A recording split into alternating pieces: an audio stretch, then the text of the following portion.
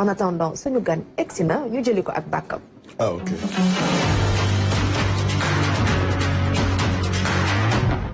Mamadou Wane ñu koy wax Mawo mooy suñu invité tey fas yéene nañoo waxtaanee lépp lu soxal wàllum idéologie formation politique nan la ñu koy dundee fii ci Sénégal taarix bi lan la yooyu yëpp dañ ci taxaw ak moom xanaa ma nuyu ko rek bàyyi ko mu ñëwanteeg téléspectateurs yi. maa ngi lay delloo nuyu bi di nuyu sa téléspectateurs yëpp ñu lay suivre à travers le monde. Machallah. Alors, tour bi c'est Mamadou Wane dit Mawo. Wow. Mawo bi c'est un diminutif de Mamadou wala c'est par rapport à ses antécédents ci wàllum politique? Non, je pense que sama antécédent la ci wàllu politique. Ah. Mai 68 la commencé woon ci barricade yi. Après foofu xamul nit ñi on était là-bas. ba ñu occupé campus bi en mai 68. Bon, on était lycéens. Ah, man tous les jours maa ngi foon avec benn groupe là. mën nga ñëw ak ñun tuuti ci contexte bi 68 qu'est-ce qui s'est passé au Sénégal fekkee wuñ ko. waaw mais 68 nag lu jar a xam la. parce que gis nga dëkk histoire moo ko yore. Absolument. te politique xam nga sénégalais day yaakaar ne 68 dafa yàggul. man miy wax yéen comme man je suis un témoin vivant. de mai 68 yàggul. am na xam ne ñu ngi fàttaliku seen histoire. soo demee ci yenn dëkk yi soo dee Russie. foo jaar ñu fàttaliku na la tudd révolution octobre 1917. mooy seen vraiment marqueur. France soo fa ñëwee 1789 ak commune de Paris aussi bokk na ci. donc ñu dem war nañu jàpp di ko jàngale man loolu moo ma jaaxal duñu jàngale suñu histoire politique. Ouais, c'est important. suñu histoire politique mai 68 ci la bokk. te mai 68 lan la woon. grève la woon bu commencé à l'université. lycée yi ñëw lycéens yi comme man ñëw fa. occupé faculté bi. lu tax ndax dañ jékki-jékki woon. ministre bu fi nekkoon époque boobu maa ngi koy ñaanal parce que Amadou Mokhtar Mbow la woon. dañ jékki-jékki rek ne dañuy dagg bourse yi. ne pendant les vacances comme jàngoo pendant les vacances dañuy dagg bourse yi nu ne ko déedéet. mais loolu prétexte la woon rek. dañ nekkoon ci benn situation politique ba nga xam ne parti unique moo amoon. boobu temps UPS moo doon régner sax laa ko bëgg a wax parce que comme nguur la woon. amuloon démocratie amul droit ñu organiser même nu ñu amuloon droit am ay organisation ñun nag bu ñu doon nangu loolu te ñun déjà du ngi doon commencé di jàng parce que boobu temps contexte international ay lutte de libération ñoo ko marqué woon sànq maa ngi dégg kii di wax Vietnam maa ngi rafetlu tey moom délégation ba fi ñëw nuñ Vietnam exemple woon ci nuñ boobu xale la ñu woon lycée lañ nekkoon mais xamoon nañ ne am na ñu tudd foofu ñoom Ho Chi Minh xeex nañu ak français yi ñoo njëkk a gagné français yi ci Dien Bien Phu donc wane woon rek que colonisation française bi doole bu ñu amoon bi mënoon nañ ko vaincre ci ñoom la commencé donc lu am importance la def seen mouvement de libération ba moom seen bopp xeex ak américain yi donc man lu ma lay wax lii mai 68 donc ba ñu defee grève bi ñoom ñu envoyé seen armée en parenthèse man tous les soirs maa ngi foon di animé maa ngi yoroon livre rouge bu Mao waaw bu Mao di wax par exemple Mao Tse-tung révolution chinoise longue marche ak yeneen. le grand bond en avant. waaw ñeneen comme ndeysaan ñoom Joe Wakaama ngi woon foofu. ñoom itam di wax la révolution cubaine. ñoom Che Guevara ak yooyu. noonu lañ doon galvaniser. te boobu temps c'est dans la clandestinité que lañ doon jàng yenn manuel yi. yenn manuel yi dañ ko doon jàng nga xam ne. manuel ou histoire révolution ci monde bi la. donc lu am solo la. donc yaakaar naa ne période boobu lu am solo la parce que ba ñu commencé ñu réprimer ñu. ñu jàpp ñu yóbbu ñu camp Mangin. mooy fii banque bi nekk léegi la kii BCEAO. après ñu yóbbu nu camp Archinard Ouakam ay milliers la ñu woon étudiants ay élèves ak yooyu. léegi travailleurs yi ñëw fekk si ñu mu nekk grève générale. ñu dem ba nga xam ne presque Senghor daanu woon na. mais direction politique moo manqué woon leader politique moo ñu manqué woon ba nga xam ne daanewuñu régime bu ñuy wax régime néocolonial parce que nañ kontaan nañu woon. nee nañ am nañ indépendance mais gisoon nañ ne amuñu indépendance. tubaab yaa ngi fi nekk ba léegi. donc sama génération noonu la duggee man tam noonu lañ ma tuddee Mao Zedong. ah Mao Zedong bu Chine. lan moo des ci héritage boobu bu concept yooyu nga xamante ne ça nous venait de marxisme léninisme yi nga xamante ne da ngeen ko doon prôné lan moo ci des tey ci héritage boobu. non man yaakaar naa ne lu ci des ci héritage yi bul fàtte ne que organisation nuñ en mai 68. ba ñuy ñëwee avant ça amoon na parti bu tuddoon parti africain de l'indépendance PAI. PAI bañ ko créé moo doon première organisation révolutionnaire ci suñu dëkk bu doon militer pour indépendance immédiate. moom ak PRA Sénégal ñu doon militer pour indépendance immédiate. boobu temps colonisation bi commencé na xam ne mënutul maintenir ci forme bu mu nekkoon mooy forme colonisation dictatoriale ak yooyu waroon nañu lâcher tuuti l'Est ñu jéem ne voilà léegi dañuy may indépendance mais pour loolu il faut que ñu respecte la France. communauté française moo indi woon référendum 58. porteur de pancarte yeeg yooyu. le discours de Valdiodio Ndiaye. voilà le fameux discours de Valdiodio Ndiaye à qui je rends hommage. ak Ibrahima Sarr aussi dañ koy fàtte. vraiment il faut ñu rendre ko hommage. mais ils ont fait une pression. parce que boobu temps UPS ci PRA la bokkoon. parti de rassemblement africain. donc le congrès de Cotonou Lamine Gueye moo représenté woon. li ñu wax UPS. Senghor demoon na Mamadou Dia moom tam nekku fi woon moo indi woon Valdiodio Ndiaye. ok mais ñun on avait décidé de voter non. France yi def pression fexe ba nga xam ne ci def pression ci marabu yi def pression ci communauté lébu ak ñeneen def pression ba nga xam ne dañu dem ba menacé woon suñu jëlee suñu indépendance Dakar day doon presque territoire d'outre-mer comme ay Guadeloupe Martinique ak yooyu ñu def bon loolu moo indi au dernier moment ñu def revirement alors que ñoom dañ ne woon dañuy voter non. bon bref donc ci Afrique boobu seule la Guinée. waaw gis nañ ni ñu def Sékou Touré a voté non. donc ci lañ demee indépendance ñu xam ne ba léegi ñoom ñoo fi des. seen troupe yaa ngi fi. maa ngi saluer le 18 lañ fi jógee seen armée. parce que armée d'occupation la il faut dire la vérité te mu wax la dara. Sénégal mooy pays ba nga xam ne France def na plus de ay siècles. c'est le seul pays où les Français ay 3 siècles. yàgg nañ fi. capital yëpp fii lañ ko defoon AOF. waaw. bon fii moo doon capitale. Saint-Louis Dakar moo doon capitale. AOF bon Saint-Louis avant et ensuite Dakar et cetera. Afrique na lu tudd. Afrique occidentale française. AOF maa ngi commencé sax peut fàtte AOF nekk côté Brazzaville. c'est ça beneen côté bi. donc ñun suñu génération nanguwuñu woon loolu.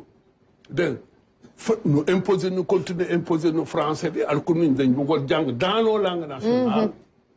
parce que suñu identité culturelle c'est très important. ensuite moom suñu bopp sur le plan économique déjà liquidé woon nañu ñoom Mamadou Dia nga xam ne pour revenir ci li nga wax idéologie. mooy la seule période bi nga xam ne mën nañ jàpp que UPS. socialisme la nekkoon. temps wu Mamadou Dia socialisme autogestionnaire. mu libérer paysannerie bi am un programme de gauche. nekk nationaliste gars yi xeex ko. ñoom Charles Galanca français yi le capital français xeex Mamadou Dia commandité liquidation à l'intérieur de l'UPS, nous liquider l'aile gauche.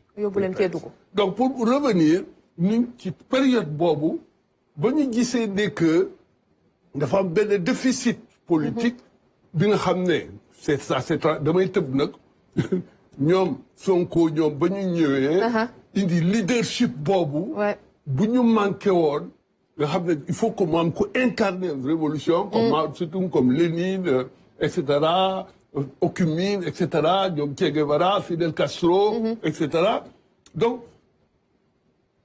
heureusement mu am ki nga xam ne a pu mener diriger révolution bi ba indi ko ba ñu jël pouvoir bi le 24 mars 2024. xam naa certainement Hassana foofu di nga bëgg intervenir. Non, je suis sous le charme là, je suis obnubilé par. Ouais, on apprend énormément de choses, surtout que mu nekk un témoin vivant de l'histoire, surtout par rapport ak mai 68 comme ni mu koy waxee. dafa baax ñu koy fàttaliku parce que mai 68 gars yi suñu koy waxee dañuy jàpp ne France kese la woon. alors que ne mai 68 fii nii au Sénégal ak histoire bi ci am ñoom ak ñoom Decroix yi xam ne ñoom lañ njëkk def les premiers prisonniers politiques mën nañ leen wooyee jamono jooju. Maintenant man dama bëgg dellu si par rapport ak la gauche en tant que telle. Parce que buñ daan wax bu njëkk ba politique dañ daan wax ne idéologie mooy les gauchistes ak ñi xam ne ñoom ñooy les démocrates les libérales noonu lañ ko amee woon. Maintenant nag paysage bi moo ngi nekk di dox ba loolu dafa mel ne lu disparaître c'est quoi la raison est-ce que seen idéologie yi moom moo nekk loo xam ne léegi c'est devenu caduc wala nit ñi ñoo mënatul comprendre les idéologies xam ne moom la ñuy doxee ou bien yaa ni ko ñenn ñi di wooyee benn vacillement parce que ñenn ñi dañ leen gis tey gauche suba ñu dégg leen ñu ne non ay néolibéral lañu. non mais yaakaar naa ne idéologie bu si fi jógee capitalisme au plan international mu ngi fi ba léegi. forme moo changé. machine bi Mao nekkoon sax léegi dañuy wax ne ils sont capitalistes. non duñu capitaliste. c'est-à-dire dañu adapté wu quand même ci marché bi. am na nga xam ne dugal nañ ko ci mooy économie du marché. mais parti communiste mooy diriger Chine. bien sûr. C'est comme parti communiste Vietnam moo koy diriger. Peut-être sur le plan économique am na depuis que ligne Deng Xiaoping ñoom triomphé. bon dañu ñëw ci benn jàpp naa ne benn réalisme économique ak yooyu. mais l'idéologie n'a jamais disparu. mais dafa changer forme. par exemple niñ ba ñu ñëwee loolu laa bëggoon jeexale foofu. amuloon ci niñ parti révolutionnaire. pour diriger woon lutte bi. loolu moo ko indi woon. bon nous créer la nouvelle gauche au Sénégal. bi nga xam ne post-PAI la mouvement maoïste ci la jógee man ci laa jógee. ba tax demoo leen PIT. demoon PIT parce que PIT mu ngi jógee ci na la tudd PAI. te temps boobu ñun ci suñu bopp gisatuñu woon suñu bopp ci na la tudd ce qui s'est passé au plan international à Moscou. Qu'est-ce qui s'était passé? De nous déstaliniser. Il y a eu le 20e congrès du Parti communiste de l'Union soviétique. De l'URSS. Avec ñoom Khrouchtchev ak yooyu ñu déstaliniser. Ñun dañu gëmoon ne ñun gëmuñu woon mën naa jàpp ne c'est la génération ba nga xam ne plus révolutionnaire. bi nga xam ne dañu contrôle révisionnisme. Nous d'accord ñu woon Union soviétique nous m'ont abandonné dans le tout dynamique révolutionnaire au plan international. Et nous Chine nous gënoon proche. parce que nos modèle mënuñu ko calquer ci modèle bolchevique. Donc révolution à partir de la classe ouvrière. Mais dans nos pays comme ce qui s'est passé en Chine. La paysannerie aussi. Doit occuper, même si classe ouvrière boy avant-garde, mais la paysannerie moo war a doon force principale. Parce que nous pas si wuñu par stade de développement industriel comme en Europe. Bien sûr. Donc classe ouvrière bi c'est pas une classe ouvrière, c'est une classe ouvrière bi nga xam ne à mon avis amuloon c'est pas comme dans les pays de l'Occident. Il faut que mu am ñu bay pour ñu mën a développer. Donc la paysannerie mun na jouer un rôle révolutionnaire. Bien sûr. Donc nous loolu lañ jàpp ñu jàpp ne aussi ñun maa aussi ba ñëwee démarqué wu ci ñoom PIT. démarqué wu ci ñoom LD. créer le mouvement maoïste damay tëb rek. moo jur ay AJ ak. AJ PADS. bon nuñ man sama tendance sama tendance ak yooyu ñun on n'a jamais accepté aussi qu'une révolution que leader yi soit autoproclamé. dañ doon wax ne que les leaders ci lutte de masse la ñuy jóge. c'est le produit de lutte révolutionnaire mooy jur le leader. mais tëju rek entre quatre murs autoproclamé ne maam mooy diriger kër et cetera. non non donc on a voulu continuer le processus révolutionnaire sous le modèle de la Chine populaire. De Mao. Donc de Mao. Donc loolu moo ñu di donc pour revenir à sa question ñu xamoon nañ ne que Union soviétique dana daanu ci. parce que pour nous y a eu l'embourgeoisement des classes dirigeantes et cetera. Le temps. ñu dugg ci benn modèle ba nga xam ne créé comme OTAN rek. le pacte de Varsovie ak yooyu. mais ba force de droite yi à l'intérieur du parti communiste triomphé ñu marginaliser le parti communiste en Chine ñoom Helsinki ñëw ñi nga xam ne c'était presque entre guillemets des réactionnaires xamoon nañ ne foofu lay mujjee mu am le mur de Berlin mu am ay révoltes partout ay Pologne ak yooyu ak ñoom Lech Wałęsa mur de Berlin bi daanu ba mu daanu il y a eu un recul mais heureusement l'arrière-garde de la révolution a été préservée par la Chine, le Vietnam, Cuba qui ont résisté, le mouvement de libération en Afrique avec ñoom Cabral, Angola ak yooyu donc on a pu garder. En Afrique maintenant l'idéologie n'est jamais morte. Le panafricanisme est resté vivant, comme légué par les patriotes. Mais pas dévoyé. Pas dévoyé. Pas dévoyé. Le panafricanisme progressiste. On a hérité de Nkrumah. On a hérité de Patrice Lumumba. On a hérité des mouvements de libération. Thomas Isidore Sankara. Exact. C'est vrai qu'à un moment donné, impérialisme bi. Est-ce que Mandela mën nañ ko ci citer avec l'apartheid? Mën nañ ko ci citer parce que quand même ils ont mené benn lutte ba nga xam ne 27 ans de prison. C'est le camp progressiste.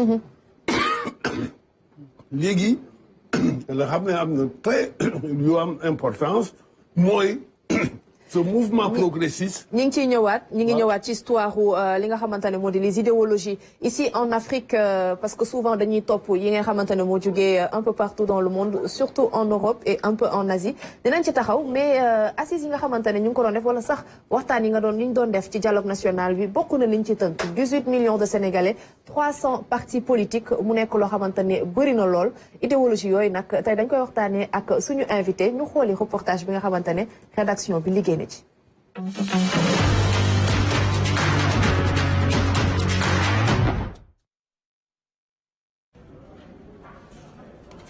parti politique yi nekk ci réewum Sénégal bëri na loolu ci seen lim boo koy xayma mu ngi toll ci ñetti téeméer ak juróom-ñetti fukk ak juróom-benn muy loo xamante ne bëri na lool ba tax na ab laaj daal di sampu naka la ñuy def ngir yaxanal leen maanaam daal di leen wàññi mu mel ni laaj bi am na tontu. pour ñu am nombre de partis bi nga xam ne moom moo dëppoo ak sunu population moo dëppoo ak suñu niveau démocratie mën nañ tàmbalee d'abord bu ñu listé parti politique yëpp ba pare yi nekk ministère de l'intérieur ñu xool réellement yi ci existé wala déet man leer na ma ne lu mu gàtt gàtt lu ma téeméeri parti moom daañ mën a constaté ne yii existé tuñu. seen bëriwaay di jur léeg-léeg ñàkk kóolute ci askan wi ba tax na mu am ay jumtuwaay yoo xamante ne nag war nañ ko taxawal ngir wàññi leen.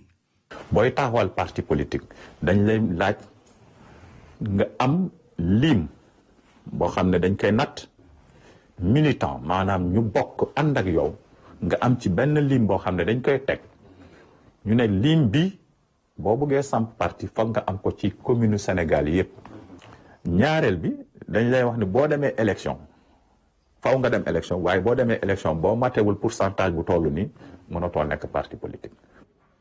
ci lu nu mel sax moo taxoon ñu daal di taxawal parrainage bi fexe ba yemale parti politique yi. ñuy jaajëfal bu baax Ibrahima Ndong ci élément bu am solo bi nga xamante ne defal nañu ko Jobaas am na ay règles yu ñu fi teg. waaye application bi des na ci wàllum parti politique yi. waaw ñu koy jaajëfal bu baax ci reportage bu Ibrahima Ndong pour vous dire que ni reportage bi yeggul mais macha allah xam naa mën nañu ko topp suñu plateforme yi parce que mi ngi ci ñu koy jaajëfal bu baax doyen Mao man nag dafa am benn question boo xam ne man moo ma intéressé idéologie bon depuis mai centuries yooyu noonu yëpp li nga ko tracé c'est bien beau. mais est-ce que tey jàpp nga ni tey ñi nga xam ne ñooy électorat bi gëm nañu idéologie yooyu est-ce que ñi nga xam ne sax ñoom ñooy incarné li nga xam ne mooy pouvoir gëm nañ ko d'autant plus que on a vu ñoo xamante ni tey ñi ngi nekk député amaan na bu ñu duggee ci li nga xamante ni moom mooy ci wàllu politique ay mois la wala ñoo xamante ne tey nekk nañu jël nañu pouvoir bi te amaan na bu ñu ko jëlee defaguñu sax li nga xamante moom mooy 10 ans ci wàllu politique est-ce que tey idéologie yooyu tey yu mel ni ay PS ak yooyu ñoom ñu commencé leen fàtte. non mais man yaakaar naa ne xam nga dëkk bu nekk ak histoire politique. mooy déterminer idéologie ou pas bon socialisme bu si fi am. mun naa la wax depuis ñoom Senghor ba tey depuis ñoom Senghor. socialisme mu ngi jeexee ci Mamadou Dia. donc socialisme musul am. ensuite libéralisme bi ñëw.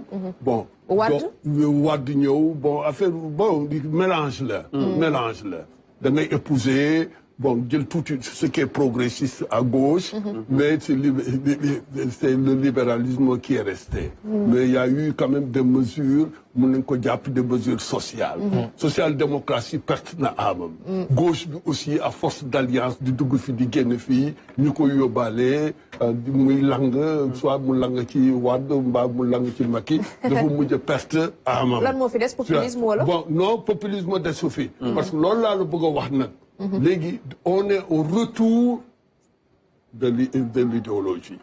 L'idéologie panafricaniste, souverainiste. Les jeunes aujourd'hui qui ont voté pour le changement, am na ci benn aspect idéologie. Partout en Afrique aujourd'hui, nit ñi dañu bëgg d'abord moom seen bopp. moom la ñuy wax le panafricanisme progressiste. moom la ñuy wax souveraineté.